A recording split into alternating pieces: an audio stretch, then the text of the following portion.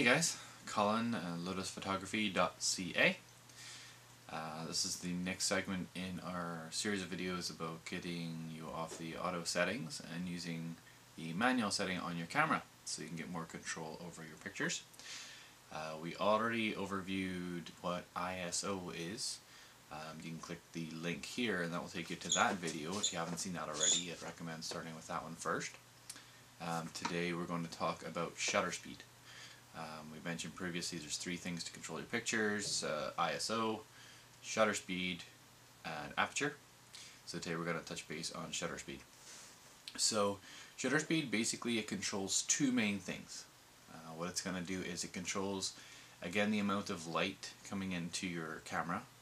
So the faster your shutter speed, the less light that's going to get in your camera.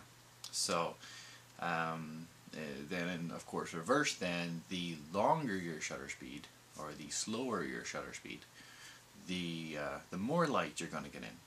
So what does that mean, and how does that play out in real life? The thing is, say for example you wanted to take a picture of say kids running, maybe they're playing or something, family members, whatever the case may be, and you want to take a snapshot of the kids. Now if you have a slow shutter speed, so basically what this means is the shutter on your camera when it's taking the picture, if it's slow, so it's open for a second and then closes again, what you're going to see is you're going to see blur in your pictures. So basically the shutter's opening and then it's letting the information come in, and during that time the kids are playing, moving, whatever the case may be, it's going to get that motion of them moving, so your pictures are going to be blurred. So in that case what you want to do is you want to have a fast shutter speed. So basically the shutter is going to open and close very quickly and just take a quick snapshot of the information it sees at the time.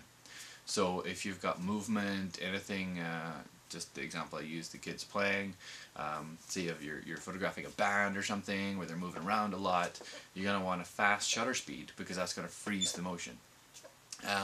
So again, you have to remember that it controls the blurriness of the picture if there's movement, or it'll freeze the motion, but not only that, you're also affecting the light. So if you're moving to a very high shutter speed to freeze that motion, you got to remember you're letting a lot less light into your camera because the shutter's only open for a very short amount of time to let the light in. So that's going to where the other two settings that we talked about comes into play, the ISO and the aperture, which we haven't talked about yet, but the ISO, that's where that's going to come into play. So if you watch the ISO video, you know that increasing your ISO is going to let more, basically more light in, because it's making your camera more sensitive to the light. So if you need a really fast shutter speed, chances are you're going to have to increase your ISO settings to get the brightness.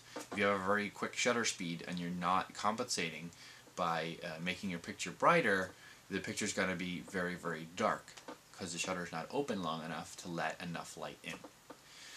So that's what the shutter speed controls. It controls the, for example, motion blur, or freezing the action, depending on what you're trying to do, as well as controlling the amount of light that's getting into the camera based on how long you're leaving it open.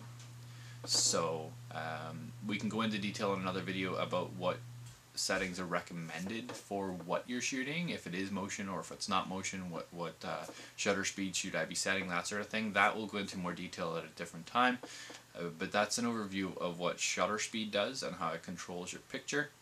And we're going to then move on to aperture in the next video to cover that, and then we'll make a video for you guys to kind of put it all together and what does it look like when I can control all three of those.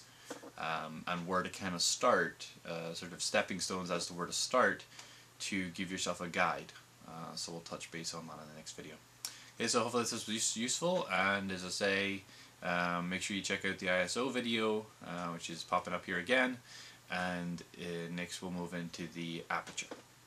Okay, again, it's Colin from lotusphotography.ca.